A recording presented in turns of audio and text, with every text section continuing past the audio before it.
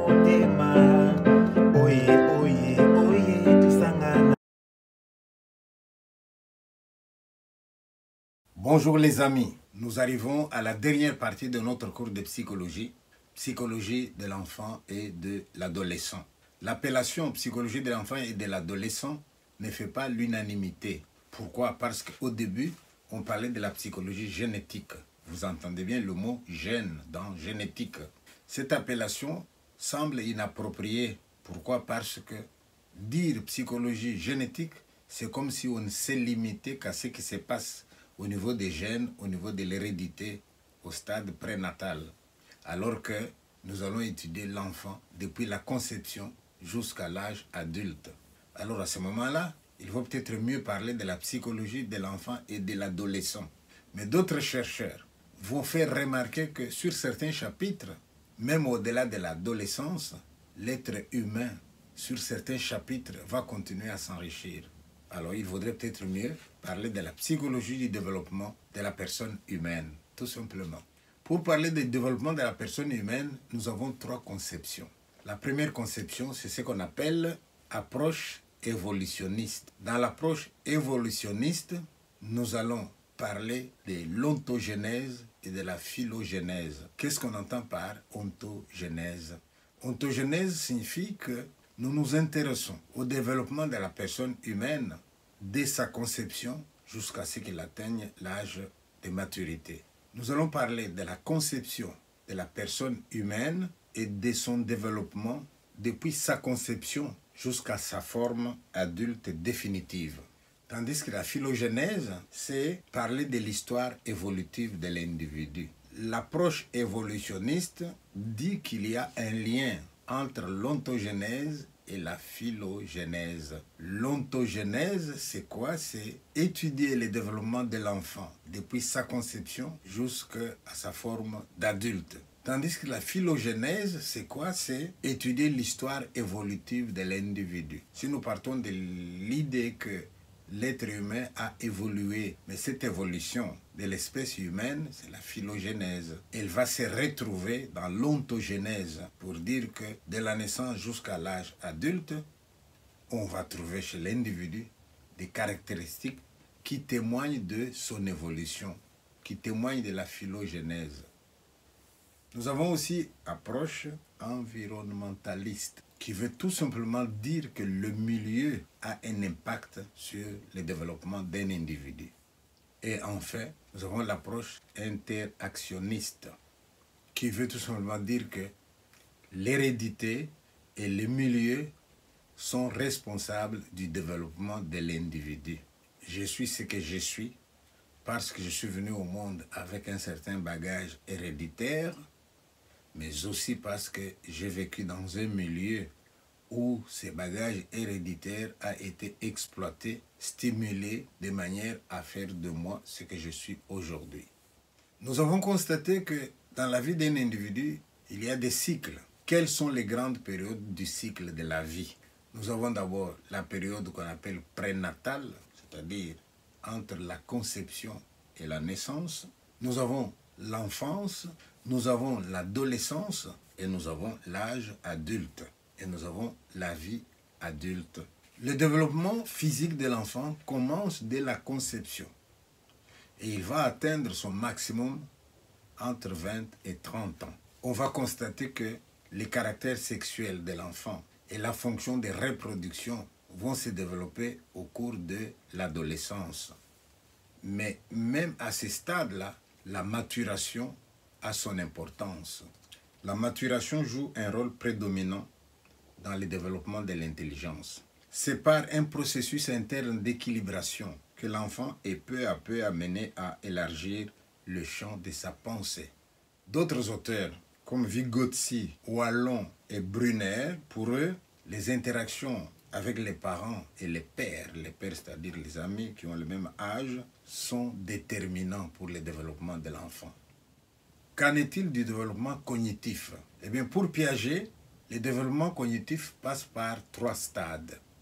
Le stade sensorimotrice, le stade des opérations concrètes et le stade des opérations formelles. auteurs, pour d'autres auteurs, l'enfant est plus compétent que ne le pensait Piaget. Il est programmé pour se développer. Que retenir de l'acquisition du langage? Pour l'acquisition du langage, l'enfant apporte des potentialités, mais il va falloir des stimulations extérieures.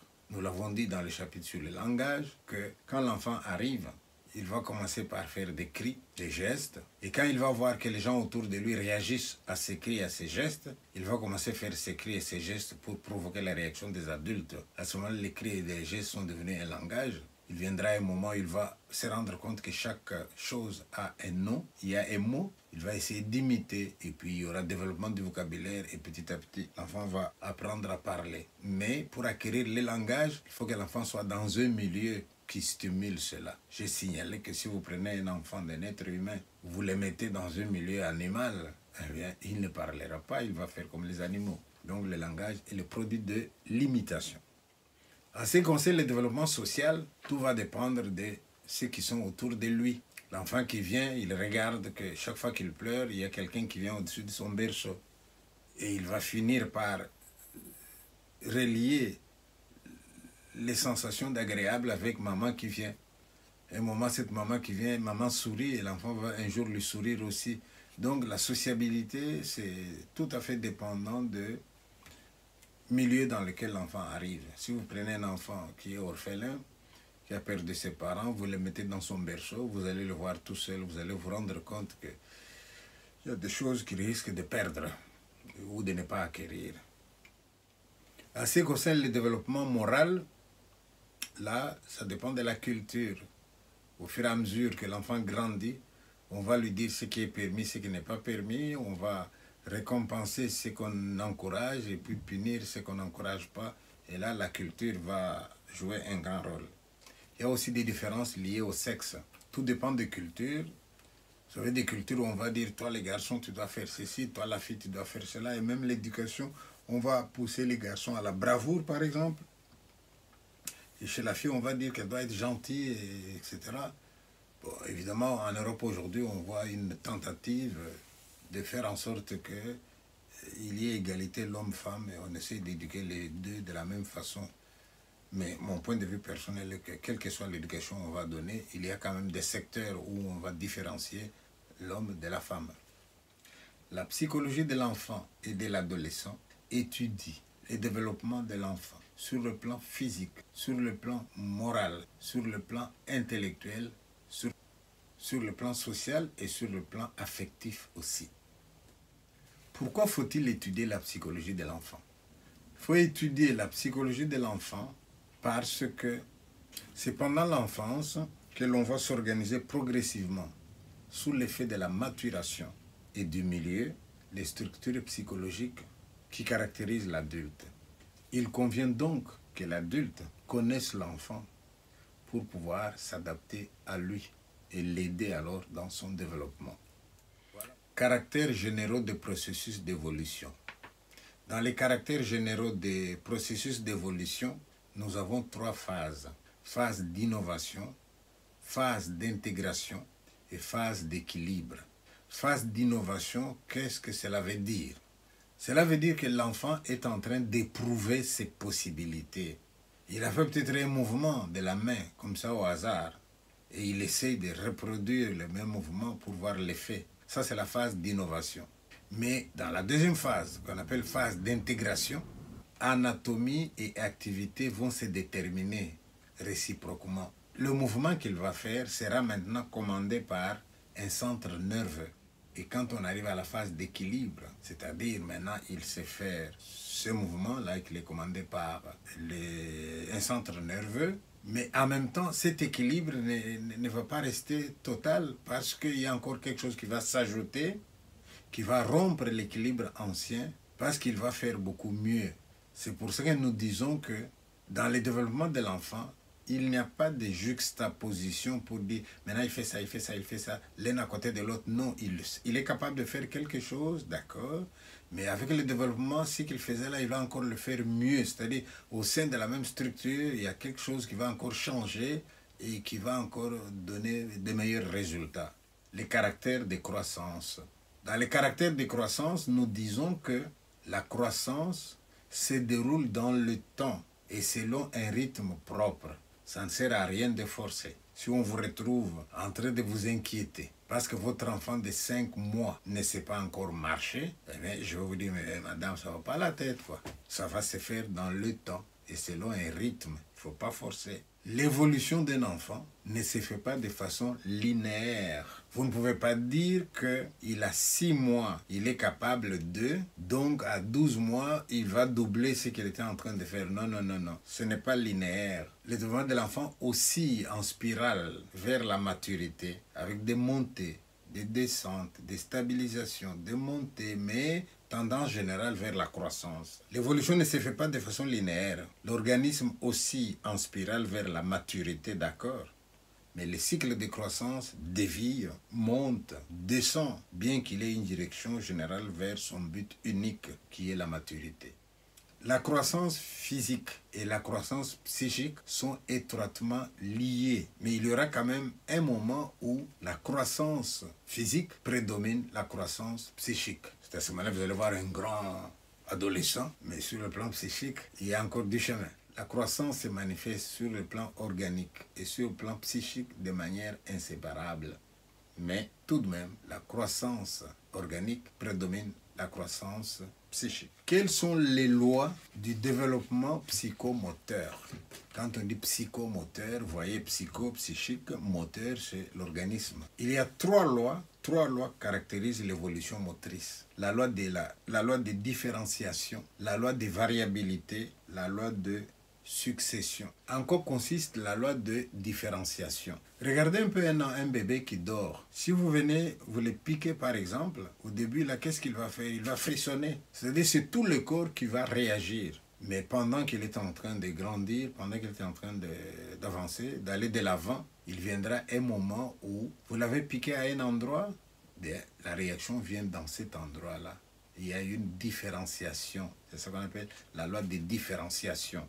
La loi de différenciation signifie que l'activité motrice s'affine pour devenir de plus en plus fine, plus élaborée et plus localisée. Le bébé va passer alors d'une motricité involontaire à une motricité volontaire. Ça, c'est la loi de différenciation. Deuxième loi, la loi de variabilité. Observez un enfant qui vient au monde. Il doit grandir. Au cours des premières années, vous avez les infirmières, vous avez les parents qui observent cet enfant. Il a même une courbe de croissance. On s'attend à ce qu'à tel nombre de semaines, il ait tel poids, à tel nombre de mois, il sache sourire, à telle période, il sache faire ceci et cela.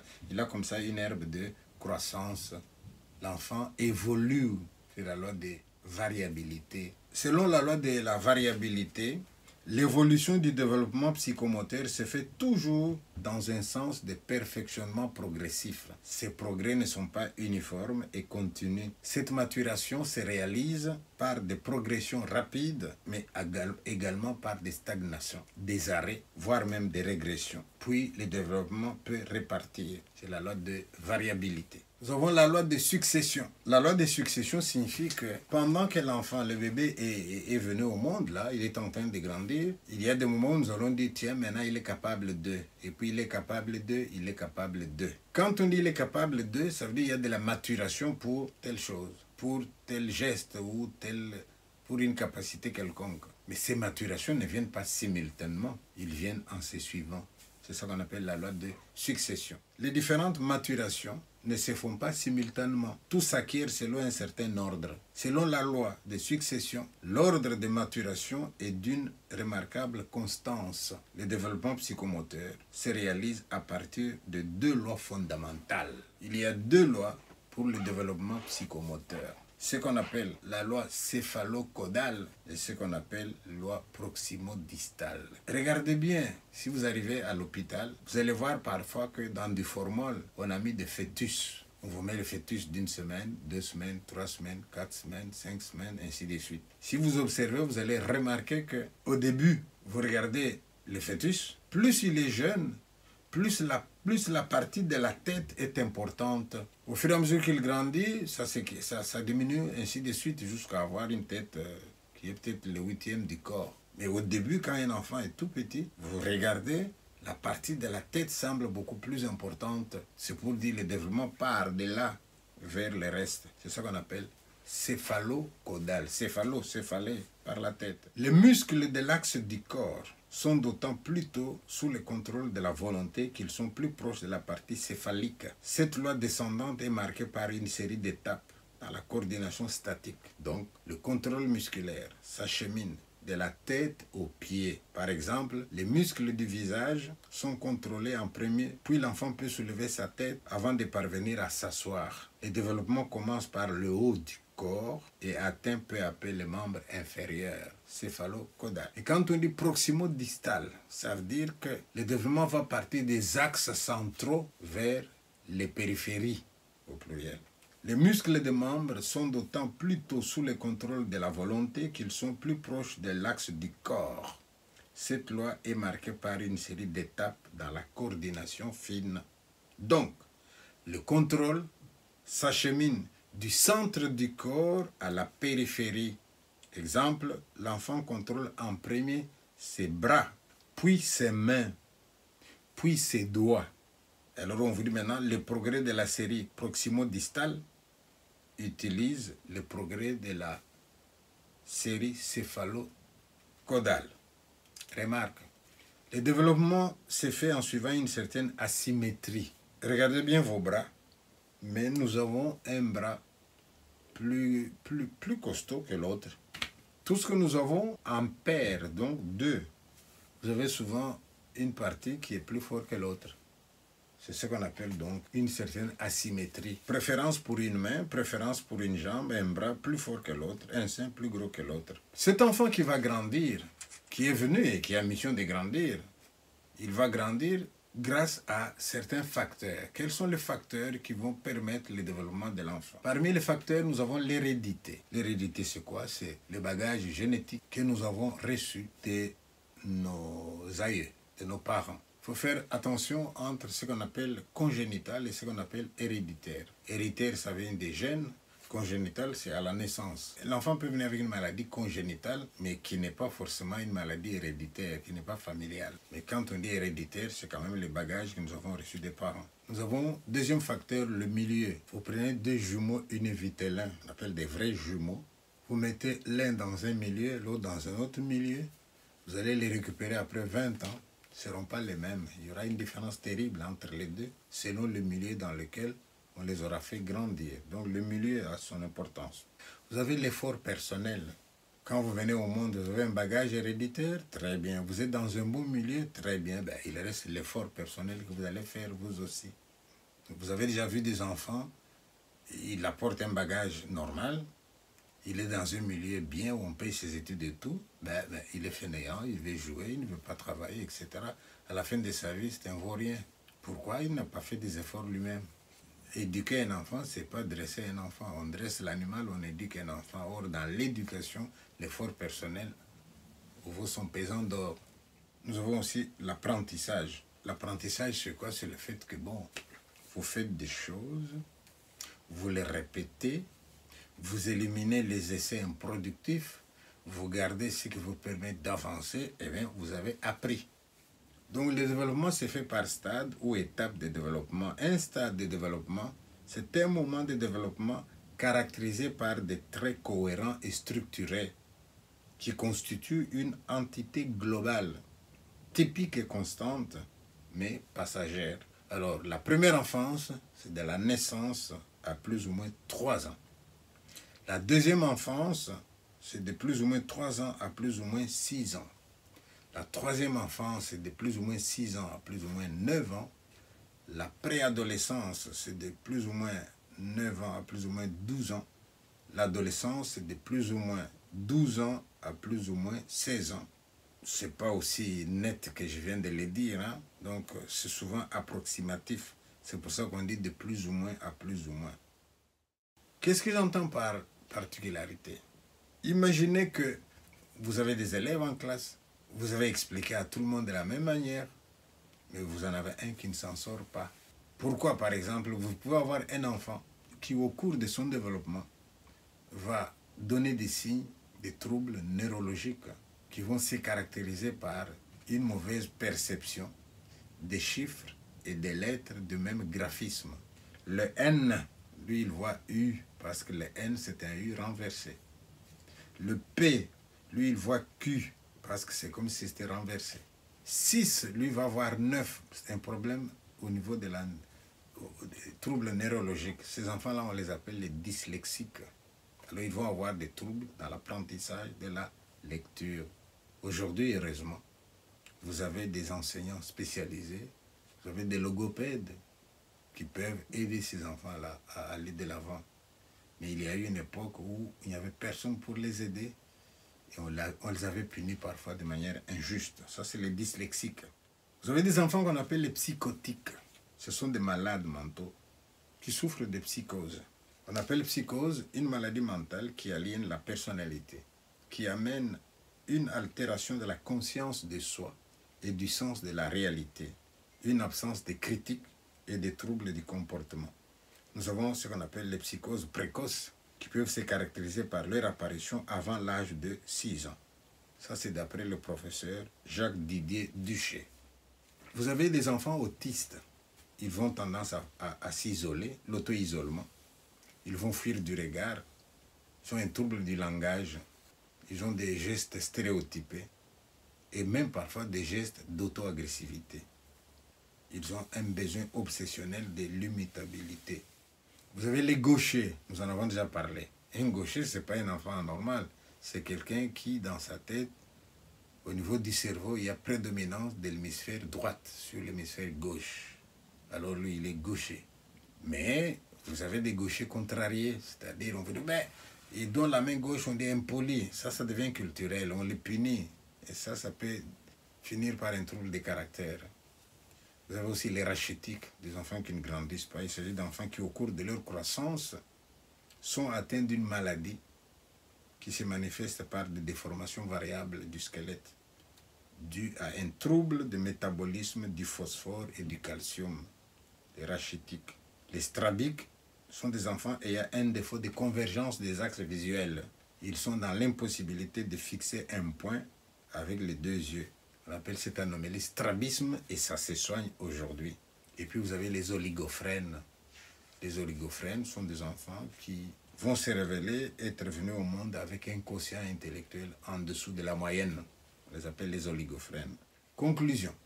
Le développement de l'enfant ne se fait pas au hasard, mais suivant des principes et des stades déterminés. On doit mettre l'enfant dans des conditions susceptibles de favoriser son développement. Il faut solliciter ses efforts, il faut tenir compte de sa maturation.